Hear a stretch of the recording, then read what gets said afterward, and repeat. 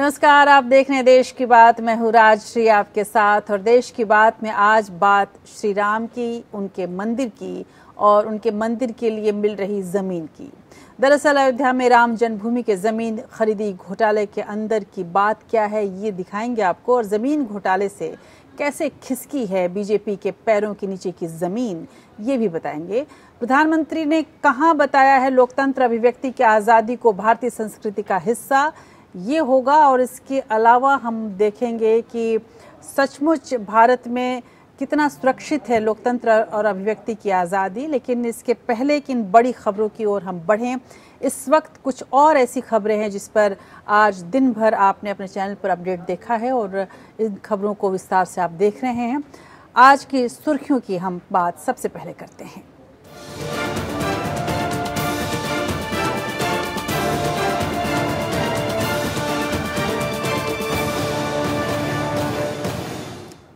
तो आज की बड़ी सुर्खियों में देश में कोरोना वायरस की दूसरी लहर के दौरान पिछले 2 महीने में औसतन हर दिन करीब 2000 लोगों की जान गई है। लेकिन विपक्ष सहित कई लोग ये दावा करते आए हैं कि मौतों का आंकड़ा इससे कहीं ज्यादा है।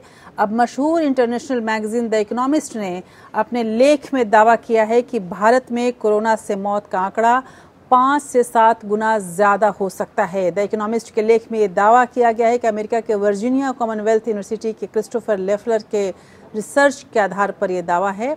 इस रिसर्च की माने तो भारत में कोरोना से 20 लाख से ज़्यादा मौतें हुई हैं, इससे भी कहीं ज़्यादा। और ये भी कहा गया है कि तमाम जो राज्य हैं उन राज्यों ने कोरोना से जो पीड़ित मजदूर हैं, उन जो पीड़ित रोगी हैं, मरीज़ हैं, उनकी जो संख्या है उसको छुपाई है। न्यूयॉर्क टाइम्स ने भी अनुमान लगाकर दावा किया था कि भारत में कोरोना से मौतों की अगर बहुत कम भी माने तो कम से कम मौतें 6 लाख से ऊपर हैं। और अगर इस अनुमान को कोरोना की बहुत भयानक स्थिति में देखें तो भारत में कोरोना से मौत का आंकड़ा 42 लाख तक हो सकता है। हालांकि हैरान कर देने वाले ऐसे अनुमान और ऐसी रिपोर्ट को सरकार पहले ही खारिज कर चुकी है।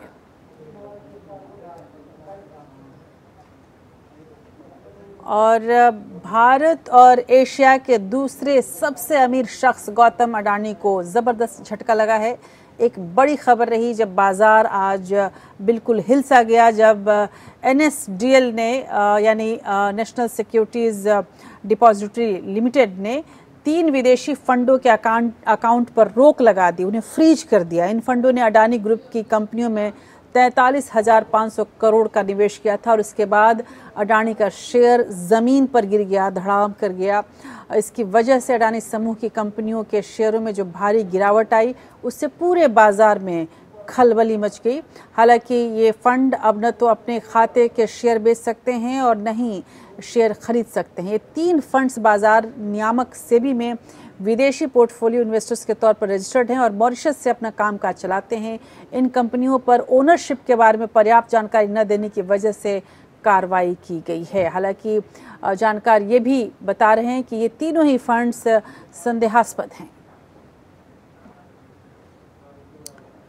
उधर इजराइल के नए प्रधानमंत्री नेफ्ताली बेनेट को भारतीय प्रधानमंत्री नरेंद्र मोदी ने बधाई दी है। नेफ्ताली बेनेट को पूर्व पीएम नेतान्याहू से ज्यादा दक्षिणपंथी और आक्रामक यहूदी राष्ट्रवादी माना जाता है। इससे पहले नेफ्ताली इजराइल के रक्षा और शिक्षा मंत्री रह चुके हैं और इन दोनों भूमिका से पहले नेफ्ताली सेना में कमांडर और सफल कारोबारी रहे हैं। नेफ्ताली फिलिस्तीन को लेकर जो सोच रखते हैं उससे मोदी सरकार शायद ही सहमत हो।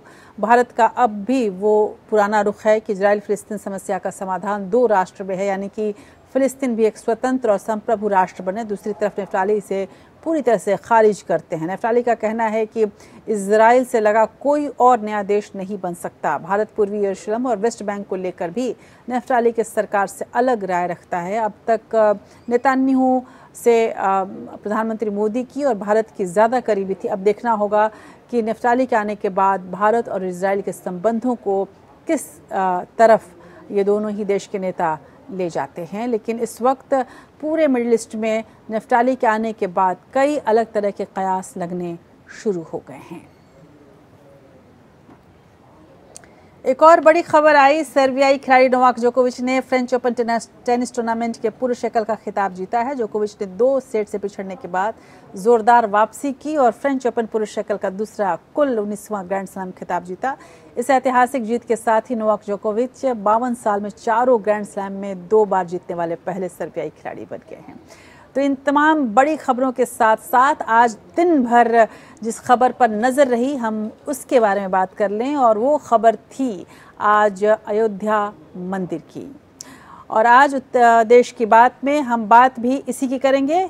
उत्तर प्रदेश में 8 माह बाद होने वाले विधानसभा चुनाव से पहले राम मंदिर ट्रस्ट पर भ्रष्टाचार के गंभीर आरोप ने भारतीय जनता पार्टी को सख्ते में डाला है। समाजवादी पार्टी और आम आदमी पार्टी ने आरोप लगाया है कि ट्रस्ट ने अयोध्या में 2 करोड़ की जमीन को 18.5 करोड़ में खरीदा है। दिलचस्प बात यह है कि 10 मिनट में डील तय हो गई और जमीन की कीमत 18.5 करोड़ हो गई, यानी कि हर मिनट में जमीन की कीमत 5.5 लाख रुपए बढ़ती गई। इतना तो शेयर भी नहीं बढ़ता। करोड़ों हिंदुओं की आस्था के केंद्र राम मंदिर के निर्माण के संकल्प के आधार पर बीजेपी 2017 में उत्तर प्रदेश में सत्ता में आई। अब 2022 के चुनाव से पहले भ्रष्टाचार के इस आरोप से बीजेपी की साख को जबरदस्त धक्का लगा है। आइए हम आपको समझाते हैं कि ये पूरा मामला क्या है, और उसके बाद ये भी बताएंगे कि चंपत राय ने इस पूरे ही मामले पर कहा क्या।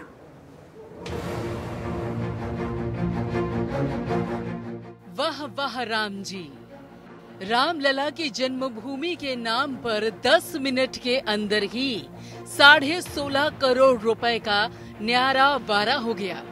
यानी रामलला के नाम पर राम जन्मभूमि ट्रस्ट ने 9 गुना अधिक दाम चुकाए।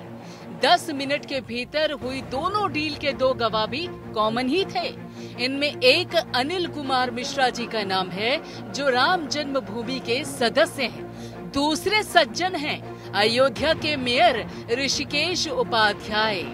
समाजवादी पार्टी के नेता पवन पांडे ने कल जमीन खरीदी के कागजात को सार्वजनिक करते हुए राम जन्मभूमि ट्रस्ट पर गंभीर आरोप लगाए। बैनामा हुआ तब भी गवाह अनिल मिश्रा, जो राम जन्मभूमि तीर्थ क्षेत्र के ट्रस्टी हैं, अनिल मिश्रा, और अयोध्या के मेयर ऋषिकेश उपाध्याय गवाह थे। 2 करोड़ में भी गवाह थे और 18.5 करोड़ में भी गवाह हैं। इसका मतलब सारा खेल ट्रस्टी को मालूम था, सारा खेल मेयर साहब को मालूम था। जमीन के नाम पे लूट हुई, जमीन के नाम पे ट्रस्ट का पैसा जो लोगों ने अपने खून पसीने की कमाई की थी उसमें लूट किया गया। इसकी जांच होनी चाहिए। मैं इसके सीबीआई जांच की मांग कर रहा हूं। आरोपों के मुताबिक अयोध्या की सदर तहसील के बाग बिजौसी गांव में बाजार भाव के मुताबिक 5 करोड़ 80 लाख की जमीन कुसुम पाठक और हरीश पाठक से सुल्तान अंसारी और रवि मोहन तिवारी ने इसी साल 18 मार्च को महज 2 करोड़ रुपए में खरीदी। और राम के नाम पर हुए इस सौदे के गवाह बने ट्रस्ट के सदस्य अनिल कुमार मिश्रा और अयोध्या के मेयर ऋषिकेश उपाध्याय। आनंद फानन में हुई इस डील में बतौर पेशगी दोनों को आरटीजीएस के जरिए 17 करोड़ का भुगतान भी कर दिया। अब दिलचस्प बात यह है कि राम के नाम पर हुई ये सौदेबाजी के गवाह मिश्रा जी और उपाध्याय जी कुसुम पाठक और हरीश पाठक से सुल्तान अंसारी और रवि मोहन तिवारी के बीच हुई डील के भी गवाह रही हैं। करीब 12,080 वर्ग मीटर की जन्मभूमि तीर्थ क्षेत्र में पड़ने वाली इस जमीन पर कुछ अन्य मंदिर बनाए जाने की योजना है। आम आदमी पार्टी का आरोप है कि ये सीधे सीधे मनी लॉन्ड्रिंग का मामला है और मामले की ईडी और सीबीआई से जांच कराई जानी चाहिए। राम जन्मभूमि ट्रस्ट के नाम पर करोड़ों रुपए चंपत राम जी ने चंपत कर दिया। उनका नाम चंपत राय नहीं नटवर लाल होना चाहिए। करोड़ों रुपए राम जन्मभूमि ट्रस्ट के नाम पर घोटाला और भ्रष्टाचार करने का काम किया। हे राम कहकर कांग्रेस ने बीजेपी के जय श्री राम के नारे की आड़ में हुए घोटाले पर जबरदस्त हमला बोला। प्रियंका गांधी ने भी हिंदुओं की आस्था से इसे खिलवाड़ बताया, अधर्म का नाम दिया।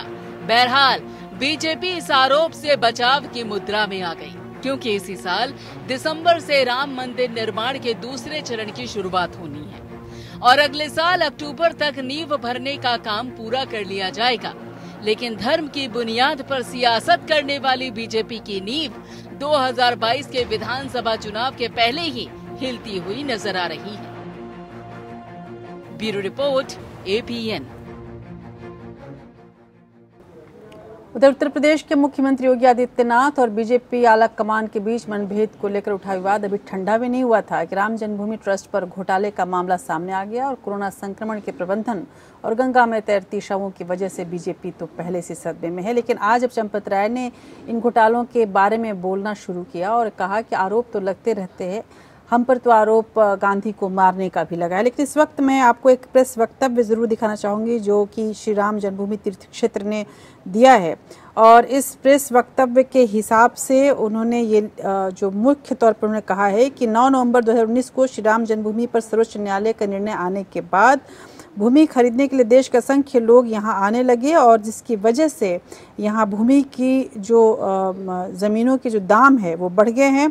श्री राम जन्मभूमि तीर्थ क्षेत्र ने अभी तक जितनी भूमि क्रय की है वो खुले बाजार की कीमत से बहुत कम मूल्य पर खरीदी है, ऐसा इनका कहना है। जिस भूखंड पर अखबारी चर्चा चलाई जा रही है वो भूखंड रेलवे स्टेशन के पास बहुत प्रमुख स्थान है, इसलिए उसकी कीमत बहुत तेज़ी से बढ़ गई। इस वजह से ऐसा लग रहा है कि ये दाम जो था पहले कम था और अब ज़्यादा हो गया। दरअसल एक कारण बताया गया, लेकिन यहाँ पर जवाब दरअसल राम जन्मभूमि तीर्थ क्षेत्र को ये देना था कि वाकई ये ज़मीन क्या जिसको कहा जाए हर मिनट में 5 लाख के हिसाब से बढ़ गई, ये जवाब देना था। अगर कोई ज़मीन इतनी महंगी भी हो गई तो क्या वो ज़मीन जो ज़मीन का टुकड़ा थी वो मिट्टी से क्या सोना हो गई, ये पूछना था। बहरहाल घोटाले का आरोप लगने पर राम जन्मभूमि ट्रस्ट बचाव के मुद्रा में आया। ट्रस्ट के महासचिव चंपत राय ने ज़बरदस्त सफाई दी, जो कुछ कहा उसे लेकर वैसे एक नया विवाद हो गया, नए विवाद का जन्म हो गया और उत्तर प्रदेश के उप मुख्यमंत्री केशव प्रसाद मौर्य ने जांच कराने की बात फिलहाल कहकर इस पूरे मामले को शांत करने की कोशिश की।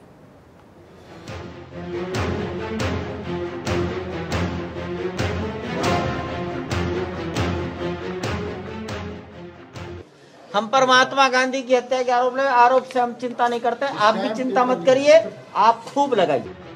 रामनामी बहन पर तिजारत की सियासत करने के आरोपों से राम जन्मभूमि ट्रस्ट बौखला गया है। ट्रस्ट के महासचिव चंपत राय ने भ्रष्टाचार के आरोपों से ध्यान हटाकर महात्मा गांधी की हत्या के आरोपों की तारीफ मोड़ने की कोशिश की। Yes, I accept, I ready, you also, you do it.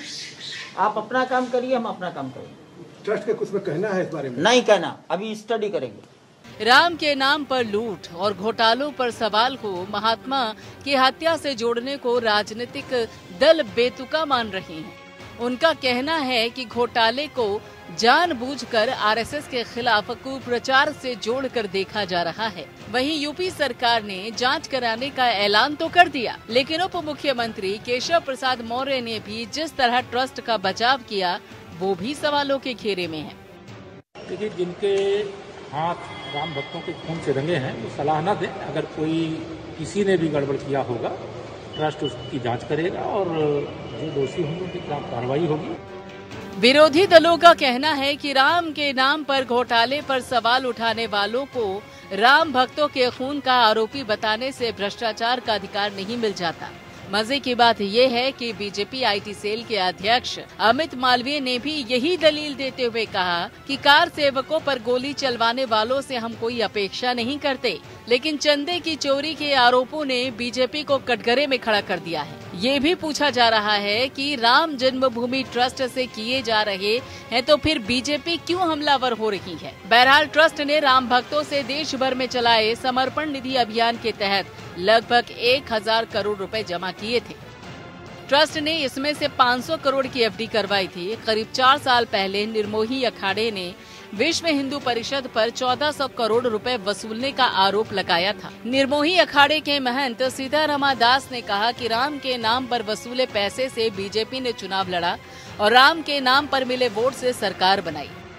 वहीं विश्व हिंदू परिषद का कहना है कि उन्होंने एक एक पैसे का हिसाब दिया है, लेकिन राम के नाम पर वोट और नोट कमाने के आरोप राम मंदिर जन्मभूमि आंदोलन से जुड़े संगठनों पर लगते रहे हैं। बहरहाल सत्ता का खेल अब जनसेवा नहीं पैसा कमाने का साधन बन चुका है। वहीं धर्म के नाम पर राजनीति से नोट और वोट तो मिलते ही हैं। बेरोजगार नवयुवकों की फौज को कार्यकर्ताओं में बदलने में भी आसानी होती है। Bureau report, APN। दुनिया के 7 सबसे समृद्ध लोकतांत्रिक देशों के समूह G7 के शिखर सम्मेलन को संबोधित करते हुए प्रधानमंत्री नरेंद्र मोदी ने कहा कि लोकतंत्र और आज़ादी हमेशा से भारतीय सभ्यता के आचरण का हिस्सा रहा है। प्रधानमंत्री मोदी अतिथि देश के प्रतिनिधि के तौर पर अभिव्यक्ति की आज़ादी पर जारी किए गए खुले समाजों की तरफ से संयुक्त बयान पर हस्ताक्षर भी उन्होंने किया। G6 के सदस्यों और भारत समेत 4 अतिथि देशों के समूह को डेमोक्रेसी 11 के रूप में खुद को ओपन सोसाइटी घोषित किया गया है। इन देशों ने जोर देकर कहा है कि अभिव्यक्ति की स्वतंत्रता ऑफलाइन और ऑनलाइन दोनों ही लोकतंत्र की रक्षा करती हैं और अपने नागरिकों को भय और उत्पीड़न से मुक्त रहने में मदद करती है। हालांकि प्रधानमंत्री का ये बयान वैसे तो अंतर्राष्ट्रीय स्तर पर काफ़ी इसका स्वागत किया गया है, लेकिन राष्ट्रीय स्तर पर कई जानकार इसके उलट भारत में स्थिति समझ रहे हैं, मान रहे हैं।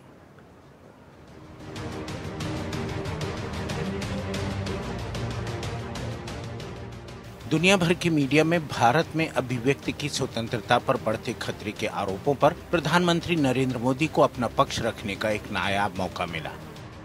देश के भीतर भले ही कोविड प्रबंधन में नाकामी और टीकाकरण में देरी को लेकर गंभीर आलोचना का माहौल है, लेकिन अंतर्राष्ट्रीय स्तर पर पीएम मोदी ने लोकतंत्र और अभिव्यक्ति की स्वतंत्रता को भारतीय संस्कृति के आचरण का हिस्सा बताया। पीएम मोदी को building back together open society and economics नाम की आउटरीच सेशन में वक्ता के रूप में बोलने के लिए आमंत्रित किया गया था। 2 दिन चले इस शिखर सम्मेलन में हिस्सा ले रहे डेमोक्रेसी 11 देशों ने ओपन सोसाइटी स्टेटमेंट पर दस्तखत किए। प्रधानमंत्री मोदी ने मिस इन्फॉर्मेशन और साइबर अटैक को खुले समाजों के लिए एक बड़ा खतरा बताया। G7 के सदस्य देश America, Britain, Canada, France, Germany, Italy और जापान के अलावा अतिथि के रूप में भारत समेत दक्षिण कोरिया, ऑस्ट्रेलिया और दक्षिण अफ्रीका ने इस संयुक्त बयान पर हस्ताक्षर किए। वर्चुअल कॉन्फ्रेंस के बाद जारी इस बयान में कहा गया है कि हम आज एक ऐसे मुकाम पर खड़े हैं जहां हमारी आज़ादी और जमहूरियत को तानाशाही, भ्रष्टाचार, आर्थिक धोखाधड़ी, सूचनाओं में हेरफेर, साइबर हमले, राजनीति से प्रेरित इंटरनेट बंदी, मानवाधिकार उल्लंघन, आतंकवाद और हिंसक चरमपंथ से सबसे ज्यादा खतरा है। दिलचस्प बात यह है कि इस बयान में नागरिकों को स्वतंत्र और निष्पक्ष चुनाव में हिस्सा लेने, शांतिपूर्ण तरीकों से इकट्ठा होने, संगठन बनाने और पारदर्शी व जवाबदेह शासन व्यवस्था का पूरा अधिकार बताया गया है। बहरहाल भारत के लोकतंत्र और अभिव्यक्ति की आजादी का पहलुआ बताने के पीएम मोदी के दावों पर सवाल खड़े हो रहे हैं। Bureau report, APN। उधर G7 के शिखर सम्मेलन में प्रधानमंत्री नरेंद्र मोदी की अभिव्यक्ति की स्वतंत्रता और लोकतंत्र को लेकर बयान दुनिया भर में बड़ी दिलचस्पी के साथ देखा जा रहा है।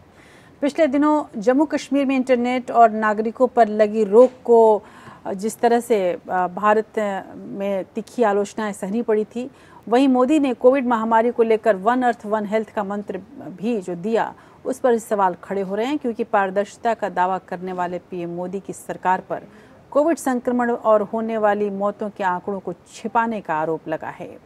आंकड़ों को छिपाने की इस कोशिश को विश्व स्वास्थ्य के लिए खतरे के रूप में देखा गया है।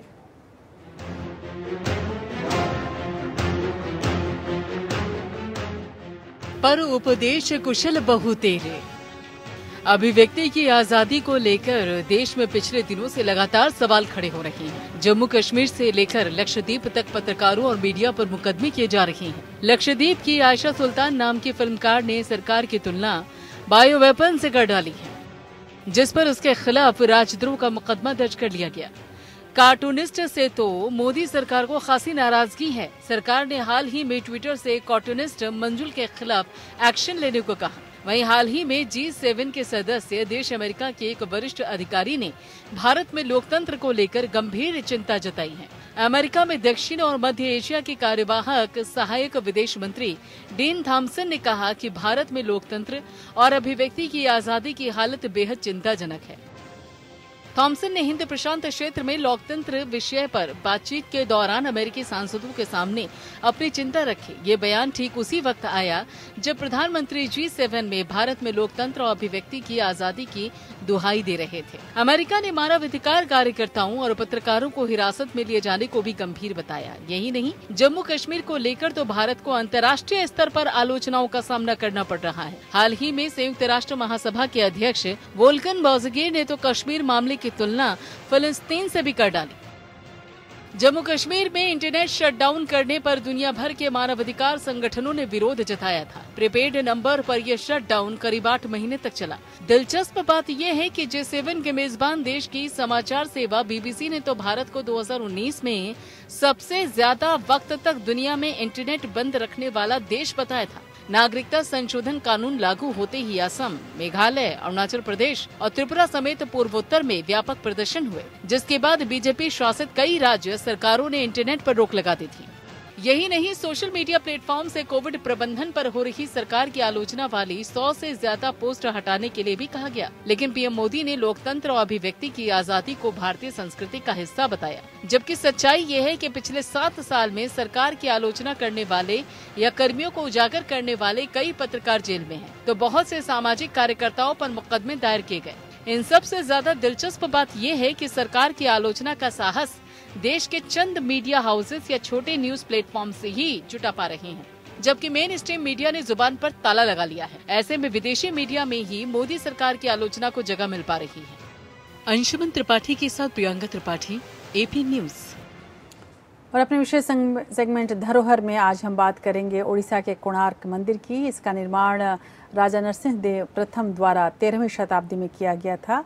ये गंग वंश के वैभव, स्थापत्य, मजबूती और स्थिरता के साथ साथ ऐतिहासिक परिवेश का प्रतिनिधित्व भी करता है। इसे वर्ष 1984 में यूनेस्को द्वारा विश्व धरोहर स्थल घोषित किया गया था।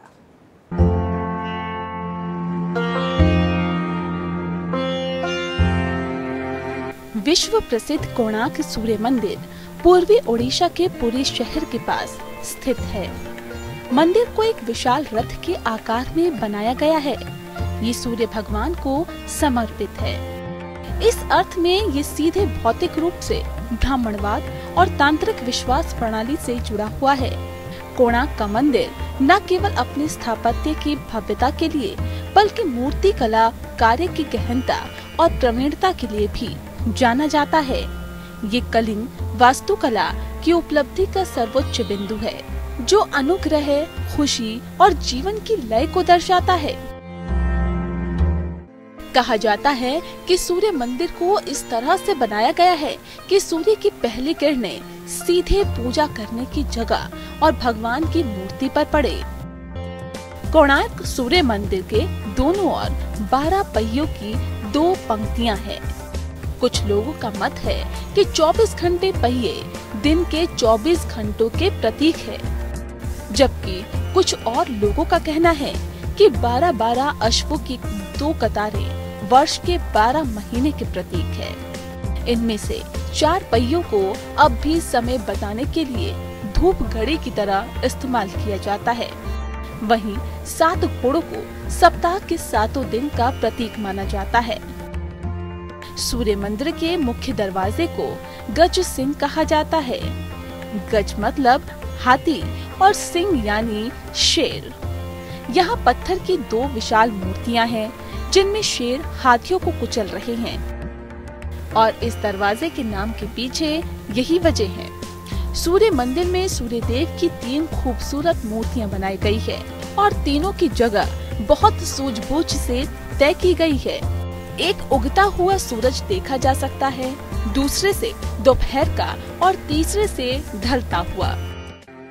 मंदिर के निचले हिस्से और इसकी दीवारों पर बनी कलाकृतियों में रोजमर्रा की गतिविधियां देखी जा सकती है। सूर्य मंदिर के परिसर में 22 मंदिर है। इनमें से एक मंदिर सूर्य देव की पत्नी छाया देवी का है। हालांकि अब ये मंदिर खंडर हो चुका है, लेकिन इसकी नक्काशियों से प्रतीत होता है कि ये बहुत भव्य रहा होगा। विशेषज्ञ बताते हैं कि सूर्य मंदिर को पूजा के लिए बहुत कम समय के लिए इस्तेमाल किया गया था। 17वीं सदी में यहाँ रखी मूर्तियों को पुरी के जगन्नाथ मंदिर में स्थापित कर दिया गया था। कोणार्क के सूर्य मंदिर में हर साल हजारों की तादाद में लोग आते हैं। यहाँ हर साल मनाए जाने वाले कोणार्क महोत्सव का सांस्कृतिक तौर पर बहुत महत्व है। कोणार्क मंदिर के बारे में नोबेल पुरस्कार विजेता रविंद्रनाथ टैगोर ने कहा था कि ये एक ऐसी जगह है जहाँ पत्थर की भाषा के सामने इंसान की भाषा बहुत छोटी लगने लगती है। Bureau report.